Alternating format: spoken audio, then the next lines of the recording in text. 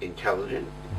He doesn't have a social life with people his own age. He's never had a phone call ever from a friend to invite him to the movies. All of his friends have, one guy when he was a little kid, they got on pretty well. But he hasn't had the social life that most school kids have. If you look at things called the circle of friends, it's a thing that I use, and what actually happens is that I use it in work a lot. It's a socialization process, and what happens is you draw a circle of the immediate friends you have, who you trust totally. You draw another circle of your good friends, right? Then you draw another circle of people that you know and associate with, and then you draw the outside circle, which is everybody you've ever met and you know. Okay? And it's a standard social thing. But what happens is this inner circle is the people you trust the most. And usually in that circle, we're talking about people you would share anything with. You'd clean their toilet, you'd share their underwear, you'd share their toothbrush. How many people in a person who's socially functional in our society are in that circle? And I do this with kids all over. It's part of my disability awareness stuff. Is this circle for most people would be anywhere from 2 to 5 would be their family, their intimate most family, whatever. Maybe even if they're adult, their best friend or their partner or their wife. It's a very limited circle. Okay, now that's the you can call it the intimate circle, right?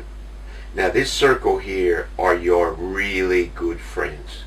Okay, these are the people that you trust.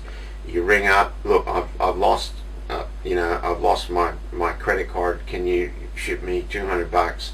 I'll pay you back next Saturday.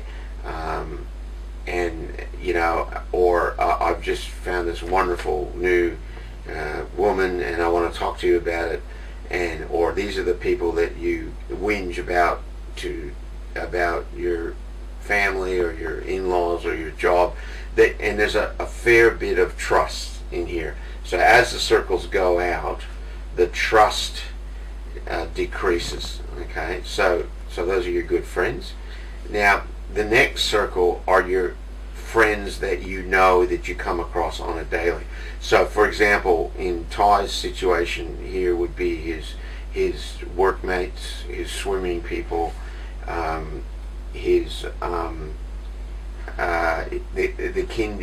the kindy people, surf life saving. Now the numbers in these circles tend to increase with most people. Okay, so what happens is this group in here might be 2 to 5, but this group might be 5 to 10. You think about your own self, right? Okay, and then this group here increases more. Okay, so you would probably, Ty would have probably 40 people in here. This one is all the people you know and you come and interact with. Okay? So Ty's, I would hate to estimate. I would probably have to say it'd be 1,000 plus, all over the world.